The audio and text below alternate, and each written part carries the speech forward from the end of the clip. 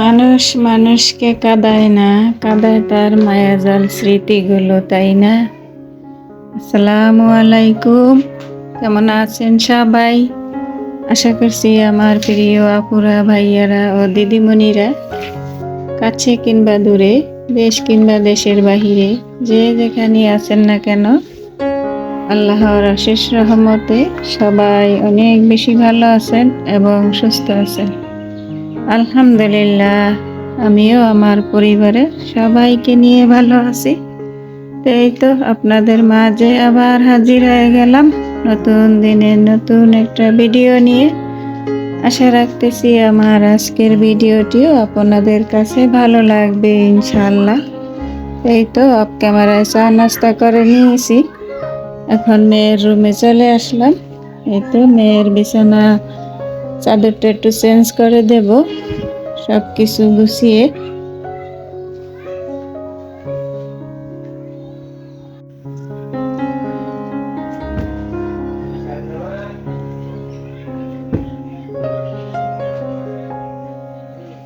মাশাআল্লাহ, সুন্দর রৌদ্র উঠেছে আজকে। আর এই তো মেয়ের বিছানা চাদরটা চেঞ্জ করে দিলাম, এখন চলে যাব অন্যান্য কাজে।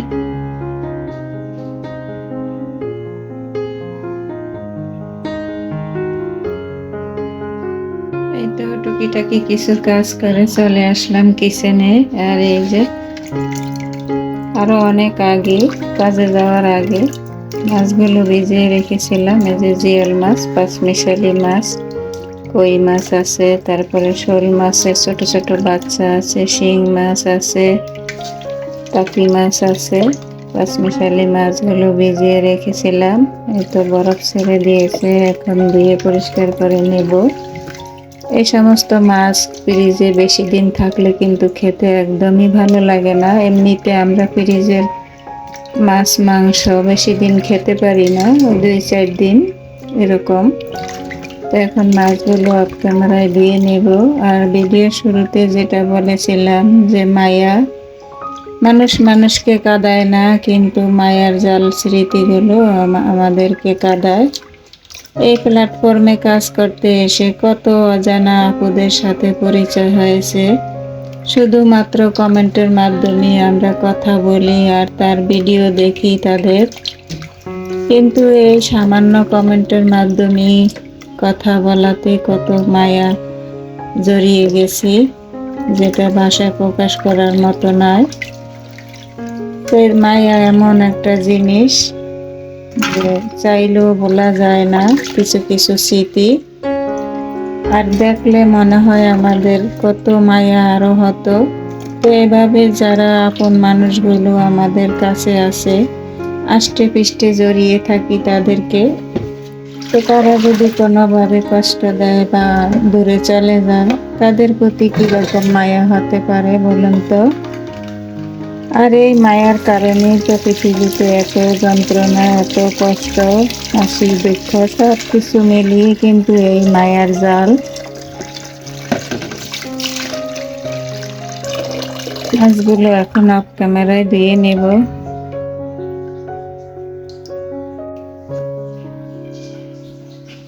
কিছু সময় কাজকর্ম করে এই যে বাসি ভাত বলেন আর করকরা ভাত বলেন, রাত্রের ভাত ছিল আর কি। তো সেখান থেকে আমি কিছুটা ভাত পেঁয়াজ আর হলুদ লবণ দিয়ে ভেজে নিয়েছি সরিষার তেলে, সাথে একটা শসা কেটে নিয়েছি। তো আর এই যে 2-3টা শুকনো মরিচ তেলে ভেজে নিয়েছি। এখন আমি ভাতগুলো খেয়ে নেব। তো আমি শীতের সময় এভাবে নুন হলুদ পেঁয়াজ দিয়ে ভাত ভেজে প্রায়ই খেয়ে থাকি। এই খাবারটা খেতে কিন্তু অনেক ভালো লাগে। কেউ কি খেয়েছেন? যদি খেয়ে থাকেন তাহলে অবশ্যই কমেন্টে জানাবেন। এটা কিন্তু আমরা ছোটবেলা থেকেই খাই, আমার মা প্রায়ই আমাদেরকে এভাবে পেঁয়াজ হলুদ দিয়ে ভাত ভেজে দিত, খুবই ভালো লাগে এই খাবারটা খেতে। তো আমি এখন অফ ক্যামেরায় খাওয়া দাওয়া করে নেব। খুব তৃপ্তি সহকারে ভাত ভাজা খেয়ে নিলাম। আর এই তো এখন রান্না বান্না করার আগে কিছু কাজকর্ম করে নেব। এই যে মেয়ের বিছানা চাদরটা ভিজিয়ে রেখে গিয়েছিলাম, এটা এখন দিয়ে দেব অফ ক্যামেরায়। আর এই তো আপনাদের ভাইয়ার একটা শার্ট। তো শীতের দিনে কাপড় চোপড় ধোয়া কিন্তু অনেক কষ্টের ব্যাপার। তো কষ্টের ব্যাপার হলেও কিন্তু আমাদের মতো মধ্যবিত্তদের করার কিছু নেই, কারণ আমাদের তো আর ওয়াশিং মেশিনের ব্যাপার নেই। আমরা পরিশ্রম করলেই আমাদের শরীর স্বাস্থ্য ভালো থাকে আমি মনে করি। আপনি যত পরিশ্রম করবেন, যত কাজকর্মের মধ্যে থাকবেন, আপনার শরীর এবং মন দুটোই কিন্তু ফ্রেশ থাকবে। অফ ক্যামেরা এগুলো এখন ধুয়ে নেব। এই তো বেডশিট গুলো নিয়ে ছাদে চলে আসলাম। এই যে রৌদ্র দিয়ে দিলাম, ক্লিপ দিয়ে দিচ্ছি। তো বর্তমান যুগে কিন্তু মানুষ এত পরিশ্রম করতে চায় না। বর্তমান যুগে এমন একটা যুগ, সবাই চায় শুধু কিভাবে স্বল্প সময়ে সাশ্রয়ভাবে কাজগুলো করে নেবে, সে চেষ্টাই কিন্তু করে বেশিরভাগ মানুষ। কাপড়গুলো রৌদ্র দিয়ে আমি একটু হাঁটাহাঁটি করছি রোদ্রে। আর এই যে এই পাশটায় চলে আসলাম হাঁটতে হাঁটতে। এই যে বাবির গাছগুলো একটু দেখতে খুবই খারাপ লাগে ছাদে আসলে, নিজের গাছপালা তো নেই, সেই জন্য এই যে বাবির গাছপালাগুলো আমি যখনই ছাদে আসি একবার হলেও দেখে যাই, ভালোই লাগছে। আর এই যে আপনাদের মাঝে একটু শেয়ার করছি। আর এই শীতের দিনে এই মিষ্টি মিষ্টি রোদ্রে হাঁটতে আমার কাছে খুব ভালো লাগে। তো আমি যখনই ছাদে কোনো কাজে আসি তখন কিছুটা সময় একটু হাঁটাহাঁটি করি, আমার কাছে ভালো লাগে। আর এই যে চারিদিকের পরিবেশটা, আর তো মাত্র কয়েকটা দিন, তারপরে তো চলে যাব অচেনা জায়গায়।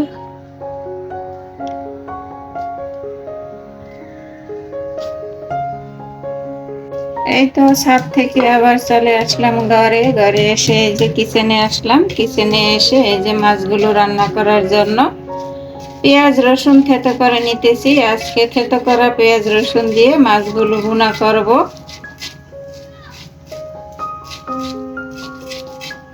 এই তো পেঁয়াজ রসুন গুলো থেতো করে নিয়েছি। এখানে দেখেন অনেকটা পরিমাণে পেঁয়াজ রসুন। এই মাছগুলো পেঁয়াজ রসুন থেতো করে রান্না করলে বেশ ভালো লাগে, আর পরিমাণে একটু বেশি দিতে হয়, যেহেতু এখানে কোনো সবজি ব্যবহার করা হবে না।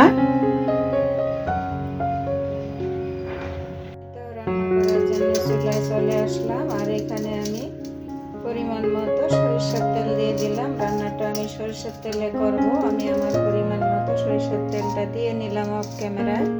চুলাটা অন করে দিচ্ছি।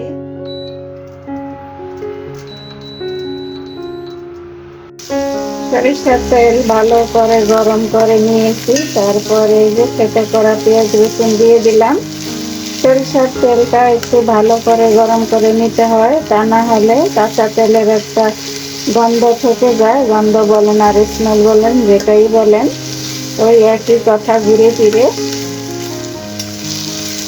তো এখন এই তো থেতো করা পেঁয়াজ রসুন দিয়ে ভালো করে ভেজে নেব। পেঁয়াজ রসুনগুলো ভালো করে ভেজে নিয়েছি, আর সামান্য একটু পানি দিয়ে দিলাম অফ ক্যামেরায়, যাতে গুঁড়ো মশলাগুলো দিলে পুড়ে না যায়। এখন এক এক করে আমি গুঁড়ো মশলাগুলো দিয়ে দেব। আমি আমার পরিমাণ মতো দিয়ে দিচ্ছি হলুদ গুঁড়ো, মরিচ গুঁড়ো।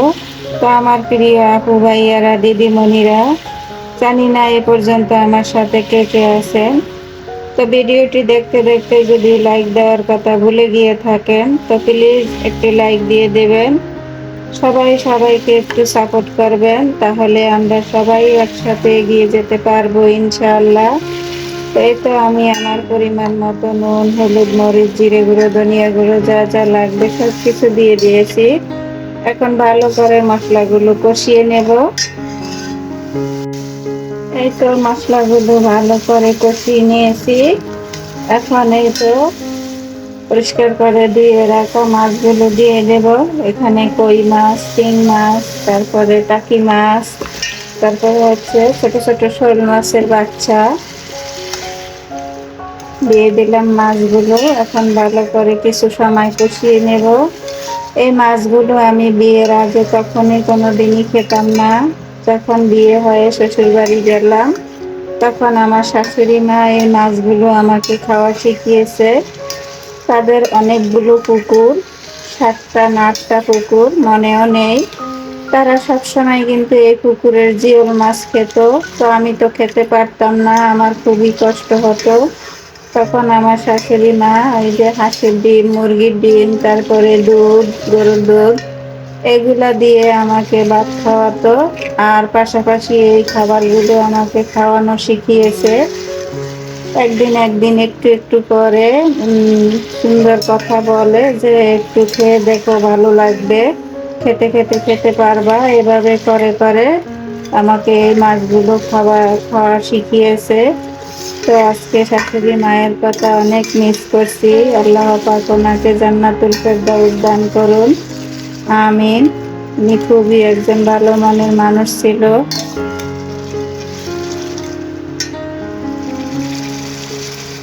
মাছগুলো ভালো করে কষিয়ে এই যে জলের পানি অফ ক্যামেরা দিয়ে নিয়েছি, আর রান্নাটাও হয়ে গেছে। তো এখন আমি এই যে টালা জিরের গুঁড়ো দিয়ে দেব। আজকে কিন্তু ধনিয়া পাতা ব্যবহার করব না, এখানে টালা জিরের গুঁড়ো দিলে বেশি ভালো হয়। সেজন্য আমি টালা জিরের গুঁড়োটা দিয়ে দিলাম। আর আজকের ভিডিওটি আমার এই পর্যন্তই। দেখা হবে আবার নতুন কোনো ভিডিওর মাধ্যমে। সবাই ভালো থাকবেন, সুস্থ থাকবেন, নিরাপদে থাকবেন। আল্লাহ হাফেজ। আসসালামু আলাইকুম।